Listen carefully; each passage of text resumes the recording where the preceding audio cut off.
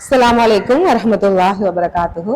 ரமலான் வசந்த நிகழ்ச்சியில 9வது நோன்பை நோற்றவர்களாக நாங்கள் எல்லோரும் இருக்கிறோம்.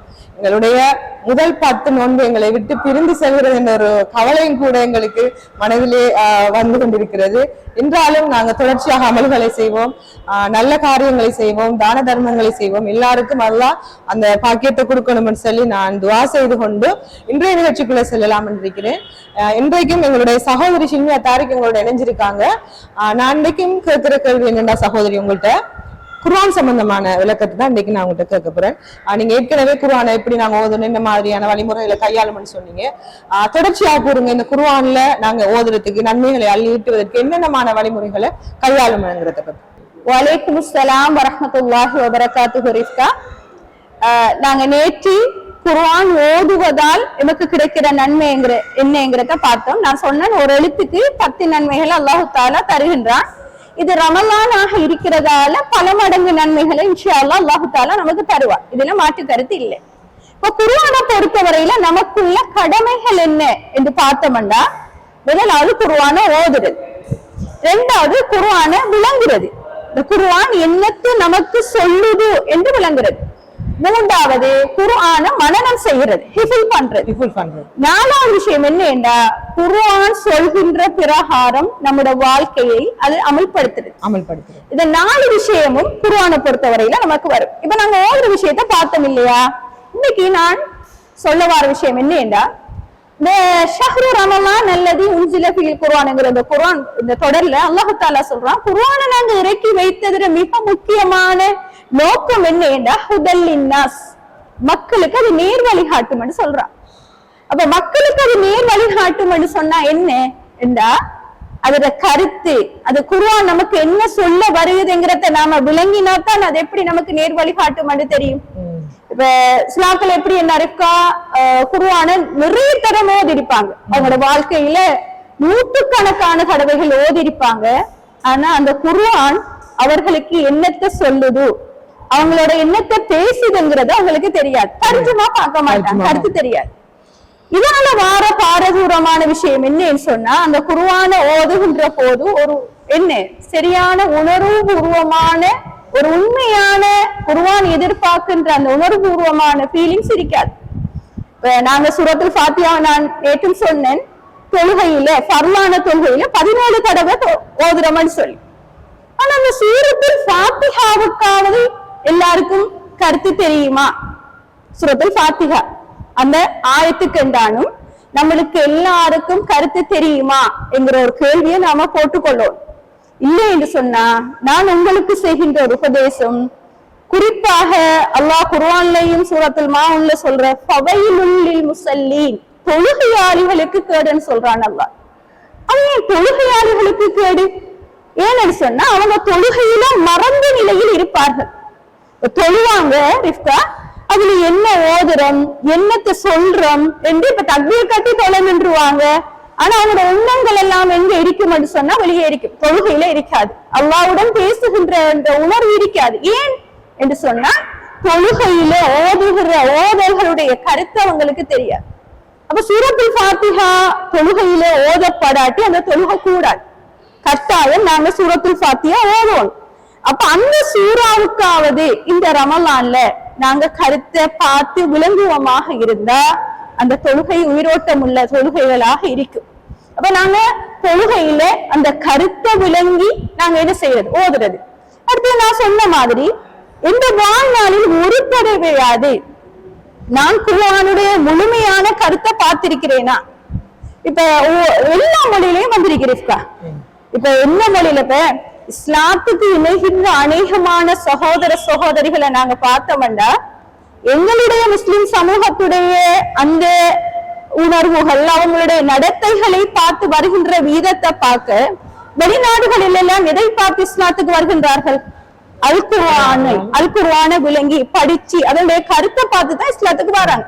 அப்ப அவங்களுக்கு அரபு தெரியாது, என்னத்தை பார்க்காங்க? அந்த கருத்தை பார்க்காங்க. ஆனா முஸ்லிம் சமூகமாகிய நாங்க காலாதிகாலமாக குர்ஆனை ஓதிக்கொண்டு வருகின்றோம். குர்ஆன் என்ன சொல்லுதுங்கிறது நமக்கு தெரியாமலுக்கு இருக்கு. எனவே நான் இந்த ரமலானில் உங்களுக்கு இஸ்லாத்துன்ற உணர்வு எப்படி என்றா, குர்ஆன் ஓதினாத்தான் நன்மை, கருத்தை பார்த்தா நன்மை கிடைக்காது. நாம சும்மா நன்மை இல்லாமலுக்கு வேலை பார்ப்போம், அப்படி இல்லை. முடிக்கணும்ங்கிற தாக்கட், ஆனா கருத்து விளங்காமலுக்கு ஓதுறது அப்படி இல்லை. அதை சொல்லல மார்க்கம். நாங்க விளங்குறதுங்கிறது சிந்திக்கிறதுங்கிறது குர்ஆன்ல கட்டளை. அப்ப நாம எல்லா சூறாக்களுக்கும் எல்லாத்துக்கும் கருத்து பார்க்க முடியாவிட்டாலும் இந்த ரமலான்ல சில சூறாக்களை நம்ம செலக்ட் பண்ணலாம். சூரத்துல் நூர், சூரத்துல் நிசா, சூரத்துல் கஹஃப், சூரத்துல் முல்க் ஒவ்வொரு நாளும் நாங்க ஓதுவோம் மட்டும் வருது. நாளைக்கு கபர்ல வருகின்ற வேதனைகளை விட்டு காப்பாற்றுகின்ற ஒரு சூறாவாக சூரத்துல் முல்க் இருக்கு. அப்ப அப்படியான சில சூறாக்கள் ஒவ்வொரு நாளும் ஓதுவது மட்டும் வருகிறது. அப்ப அந்த சூறாக்கள் சின்ன சின்ன சூறாக்கள் நமக்கு தொழுகையில் ஓதுற சின்ன சின்ன சூறாக்களுக்கு நானும் கருத்துக்களை விளங்குவமாக இருந்தால் என்ன பொறுத்தவரையில இந்த ரமலான் உங்களுக்கு ரொம்ப பிரயோசனமாக இருக்கும். ஹுதைஃபா ரலியல்லாஹு அன்ஹு என்று நினைக்கின்றேன். ஹுதைஃபா ரலியல்லாஹு அன்ஹு அவர்கள் ஒரு நாள் ரசூல் ஸல்லல்லாஹு அலைஹி வஸல்லம் அவங்களோட இரவு நேர தொழுகைக்காக நிக்காங்க. அந்த தொழுகையில நாங்க அந்த கருத்தை விளங்கி குர்ஆன ஓதுறதுடைய நன்மையை நான் சொல்றேன். நின்றுட்டாங்க. ரசூல் ஸல்லல்லாஹு அலைஹி வஸல்லமோட இரவு நேர தொழுகை மிக நீளமாக இருக்கும். ஆயிஷா ரலியல்லாஹு அன்ஹா அவங்க அறிவிக்காங்க. அப்ப ஆயிஷாவே கேட்காங்க, யா ரசூலல்லாஹ், நீங்க தான் முன்பின் பாவங்கள் எல்லாம் கொடுக்கப்பட்ட தூதர் தானே, நீங்க ஏன் இவ்வளவு கால் வீங்குகின்ற அளவுக்கு நீங்க தொழுகின்றீர்கள் என்று கேட்காங்க. கால் கடுக்குறல்ல, நாம தொழுதோம்னா கால் கடுக்கும், அவங்க கால் வீங்குமா. அப்ப அவங்க சொல்றாங்க, அஃபலா அகூனு, நான் இருக்க வேண்டாமா, அபுதன் ஷகூரா, நன்றி உள்ள அடியானாக இருக்க வேண்டாமா என்று கேட்காங்க. அப்ப எப்படி அவங்க தொழுகை இருந்துக்கன்னு சொல்றாங்கன்னா, அவங்க சூரத்துல் பக்கராவை ஓத ஸ்டார்ட் பண்ணினாங்களாம். யார் சொல்றாங்க? ஹுதைஃபா.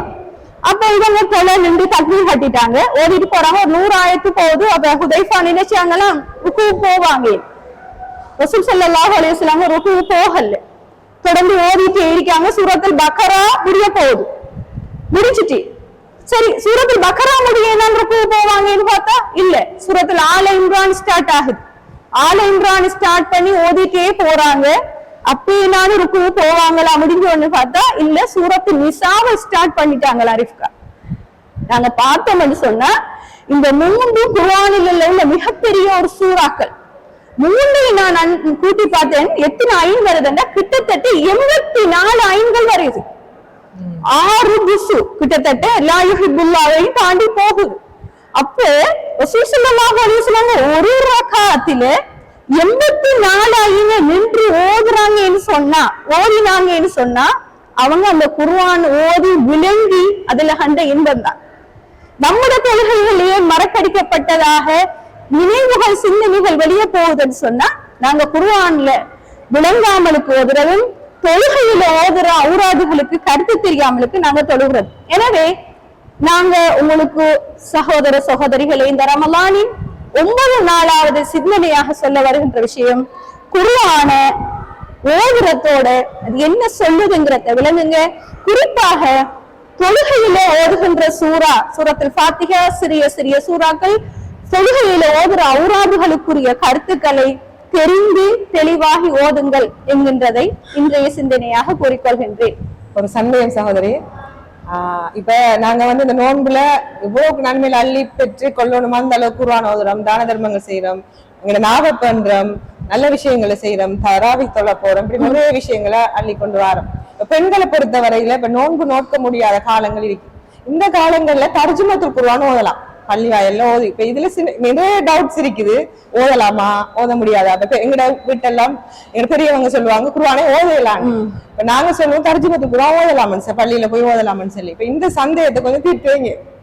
இதுல ஹிலாஃப் இருக்கு. ஹிலாஃப்னு சொன்னா கருத்து முரண்பாடுகள் இருக்கு. இன்ஷா அல்லாஹ் நான் அடுத்த நிகழ்ச்சியில இந்த கருத்து முரண்பாடான விஷயங்களை நாங்க ஒரு இதுக்குள்ள முடிக்கலாம், அதை நாங்க அடுத்த நிகழ்ச்சியில பார்த்து கொள்ளலாம்.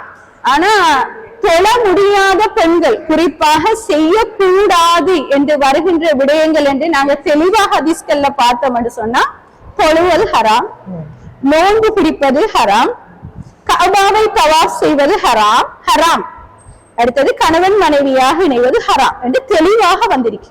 குர்ஆனுடைய விஷயத்துல கருத்து முரண்பாடுகள் இருக்கு. இன்ஷா அல்லாஹ் அடுத்த நிகழ்ச்சிகள்ல நாங்க அதுக்குரிய தெளிவுகளை சொல்லலாம் அப்படின்றது அது இன்ஷா அல்லாஹ் தொடர்ச்சியா பார்த்துக்கொள்வோம். ஜஸாக்கல்லாஹ் ஹைர். நல்ல கருத்துக்களை சொன்னதுக்கு இன்ஷா அல்லாஹ் நாளை சந்திப்போம். இன்ஷா அல்லாஹ்.